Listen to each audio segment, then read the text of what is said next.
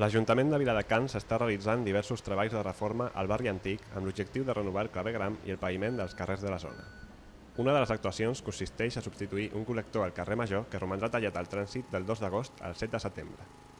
El desaiguament serà molt més, per dir-ho de forma, molt més fluid.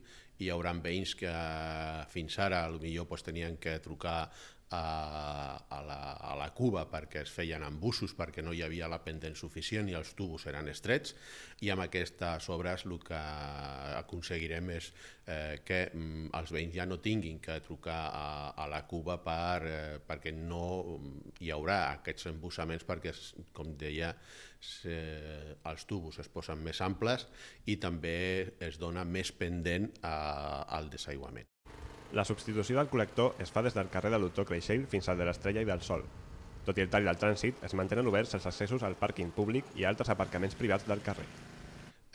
Les obres s'han fet en aquest mes precisament perquè el casc antic és un barri que té molta afluència de gent.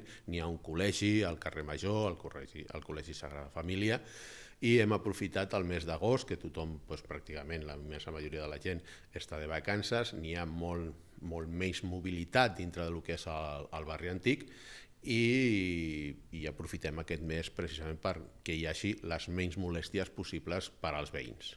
Les obres del carrer Major s'uneixen a les ja finalitzades del carrer de Jaume Abril i la plaça de les Palmeres, on a més de renovar el carrer Gram es va aprofitar per eixamplar la vorera per tal de facilitar el pas als vianants.